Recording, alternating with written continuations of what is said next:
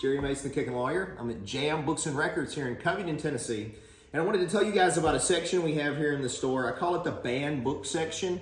We also have some really unique books, so I thought this would be a cool video to go over some of those with you. Now, we do have sort of some traditional banned books. For instance, we have the Communist Manifesto, Karl Marx, Friedrich Engels. And so this is, banned in a lot of places because it deals with communist theories. And so some people would say, oh, why would you have that in there? Because I'm not a communist. Well, if you disagree with communism, you have to know how to argue against it.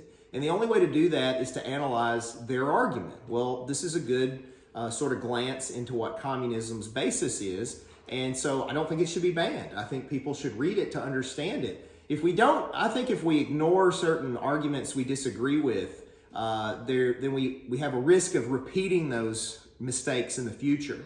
So anyway, it's in our banned book section.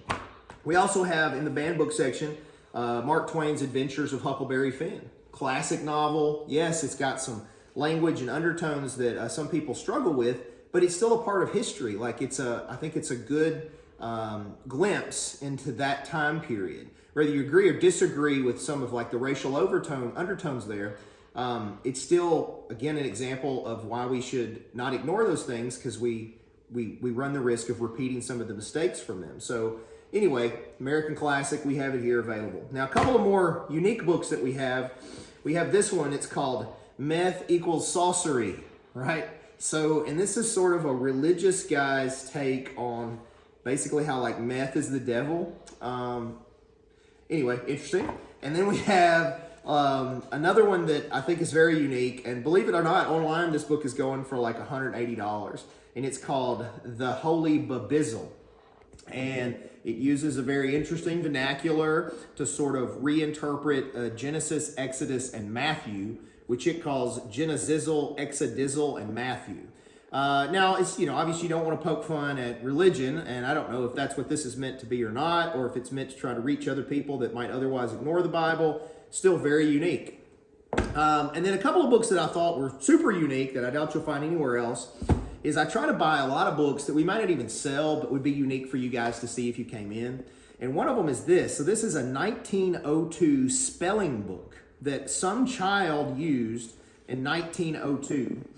And I just find it very unique to look through and see and think about how, over 100 years ago, over 120 years ago, some first, second grade kid used this book to learn, English, learn to spell. That kid is probably no longer with us. They probably got great grandkids around here. Might have fought in World War I. Their parents may have been in the Civil War. I just find this an interesting piece of history to touch and look at. So if you come in, glad to let you take a look at that. And then last but not least, again, some of these things I know are controversial. If you follow any of my other stuff, I don't care. So this is a leather-bound new edition of a book called Love and Marriage by a guy that was at one point a therapist. A lot of people don't know that, Bill Cosby. And what makes this a little more unique is it's actually signed by Bill Cosby inside. Now, again, you may not want to come and buy that or even see it, because obviously Mr. Cosby's become more infamous in recent years, but it's still a unique thing to have around. So anyway, that's in our banned and unique book section. You guys are welcome to come check those out here at Jam Books and Records.